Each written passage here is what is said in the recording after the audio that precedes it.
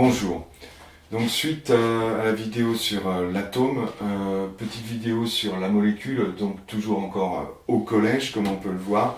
Juste petite explication parce que certains se posent la question de comment ça se fait que des atomes vont se lier ensemble pour donner des molécules. Alors la réponse facile et même de base, ça va être juste, ils se sentent plus stables, les atomes, quand ils sont ensemble, quand ils partagent, on va dire, des choses. Ces choses, en chimie, on voit que c'est des électrons. Les électrons qui gravitent autour des noyaux dans les atomes, les électrons les plus éloignés du noyau vont avoir une tendance, parce que c'est la règle que j'avais dit dans la vidéo précédente, la règle du dié et de l'octet, ils ont une tendance à préférer à être sur des étages où ils sont 8 par étage. Bon, ils préfèrent être à 8, ou ils préfèrent être à 2 quand c'est au premier étage.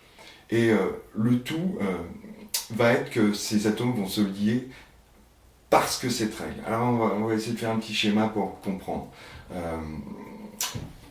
En quatrième, vous avez vu, ou vous verrez, je ne sais pas, ceci, un hydrocarbure, CH4, c'est le méthane, c'est un effet de serre, c'est un gaz, pardon, à effet de serre, beaucoup plus à effet de serre d'ailleurs que le CO2, le dioxyde de carbone, donc il faut éviter de le rejeter, mine de rien, en ce moment. On n'a pas besoin de ça, parce que le réchauffement climatique, effectivement, est assez important et surtout, il augmente un peu trop vite. Puisque mine de rien, le CH4 et le CO2, et surtout le CH4, ont été très importants pour avoir une planète où il y a eu un maintien des températures vers 15 degrés Celsius pour un développement de la vie. Donc heureusement qu'il y a eu du méthane formé et du CO2 qui s'est formé pour qu'on puisse, on va dire, apparaître, pour que la vie puisse apparaître. Maintenant, par contre, le fait d'en rejeter trop entraîne beaucoup de choses, et ça, je vous invite de toute façon à vous y intéresser, au réchauffement climatique. Donc, le méthane, c'est un hydrocarbure, un gaz qui brûle, justement, et quand on le met en présence d'O2, donc ici on a un combustible, un comburant, et qu'on va mettre une petite énergie d'activation, on va le mettre, ça fait donc boum, et où ça brûle, tout au moins, et on va avoir comme produit créé. Les réactifs ici vont nous donner des produits, ces produits c'est le CO2 et l'eau. Alors vous verrez aussi comment on équilibre tout ça. Je vous le refais vite fait, on a 4 hydrogènes, on en a 2 ici, donc on en veut 2, donc on va avoir 2 molécules d'eau ici. Au niveau du carbone, on en avait 1, au niveau du dioxygène, on en a 2 là, 2 ici donnés par le CO2 et on a 2 molécules d'eau, donc 2 oxygènes. Donc il va falloir mettre un 2 ici pour équilibrer l'équation. Bon, vous n'avez qu'à voir la vidéo concernant tout ceci. Bon, donc on a des molécules qui vont se déconstruire, on va dire, et qui vont se réassembler pour donner d'autres produits, d'autres molécules. Je vais vous dessiner le CH4, la molécule CH4, suivant sa forme, on dit développée. C'est une forme qui est intéressante parce qu'on y voit les liaisons qu'on appelle liaisons covalentes. Liaisons covalentes, vous allez comprendre un peu ce que c'est. Je vais vous le dessiner. Alors vous avez le carbone. Le carbone, alors C, on va mettre petit c ici. Là je dessine le noyau. D'accord? Ça c'est le noyau. Et vous avez les couches d'électrons. Alors bien entendu, c'est toujours pas à l'échelle.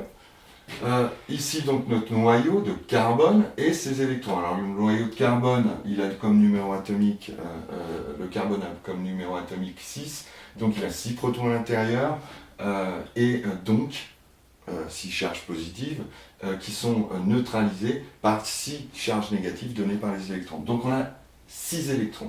Et je vous ai dit, les électrons vont se placer par niveau. Au premier étage, on ne peut en mettre que 2. 2 max. On peut en avoir 1 ou 2. À l'étage qui suit, juste au-dessus, on peut en avoir maximum 8. Bon, bah là, on en a 4. Parce que 4 plus 2, ça fait 6. Donc on a bien nos 6 électrons. Alors je les dispose comme ceci pour vous faire voir le parallèle. Alors j'enlève ça, hop. Maintenant, il a 4 électrons sur son dernier niveau, et bien lui, le carbone, il a une grande envie d'en avoir 8, d'avoir 8 colocataires plutôt que 4. Il préfère 8, il est plus stable à 8. Donc, il va s'associer avec l'hydrogène qui, lui, en a. Alors, je vais vous dessiner l'hydrogène, noyau d'hydrogène avec un électron ici, un proton à l'intérieur du noyau et un électron qui gravite autour. Il va se lier, bon je vais faire tout ça assez rapidement, hop, notre noyau d'hydrogène, toujours avec son électron qui se balade au premier étage. Et donc, ce qui va se passer, c'est que l'hydrogène, lui, il aimerait bien avoir 2 locataires au premier étage. 2 max, mais il aimerait bien en avoir 2. Lui, il aimerait bien en avoir 8. Alors, ce qui va se passer, c'est que, tout simplement, ils vont mettre en commun leur électron de périphérie pour avoir quelque chose qui fasse que l'atome d'hydrogène, étant donné qu'il met en commun un électron avec le carbone met un électron en commun avec l'hydrogène, et ils considèrent chacun que ces électrons sont à eux. Donc, on a 2 électrons au premier niveau, ils se sentent plus stables. Et pour le carbone, il va donc mettre ses électrons, les 4 qui sont en périphérie, avec les 4 électrons mis en commun donc par l'hydrogène, et ce qui va nous donner au dernier étage, c'est-à-dire au deuxième étage de là où on met les électrons, 1, 2, 3, 4, 5, 6, 7, 8. Comme ça, ils se sentent plus stables. Et en fait, la chimie, je vous rappelle, la chimie ne fait intervenir que les électrons. Toujours.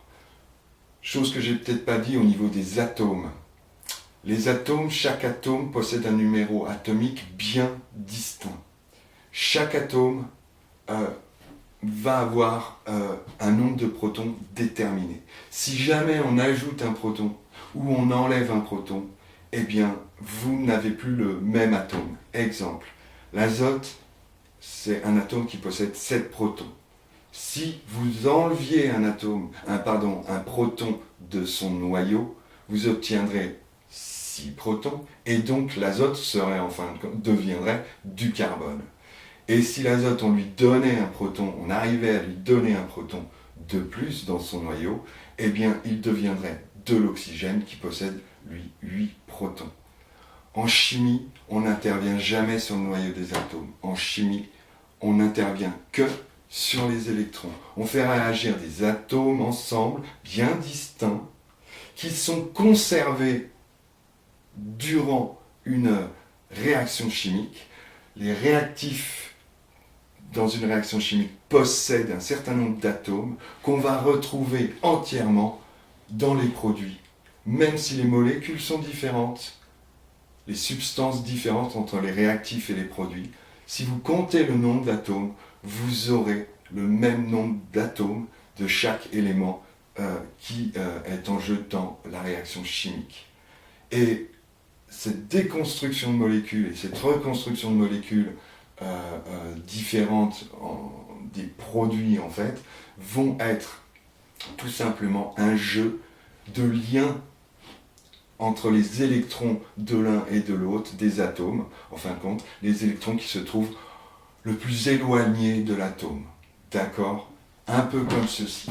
C'est-à-dire, ici, quand on va avoir une réaction de combustion du méthane, il va y avoir des cassures, des brisures ici. Ils vont se séparer pour se recombiner autrement en d'autres produits. Le CO2 et le H2O qui est de l'eau. Ok ? En chimie, on ne parle que d'électrons. Ce n'est qu'une affaire d'électrons. Alors pour toucher au noyau, là, il faut faire de la physique nucléaire. C'est ce qu'on fait, on va dire, dans les centrales nucléaires pour obtenir de l'énergie pour chauffer de l'eau, et donc d'avoir de l'électricité. Allez voir comment fonctionne une centrale nucléaire.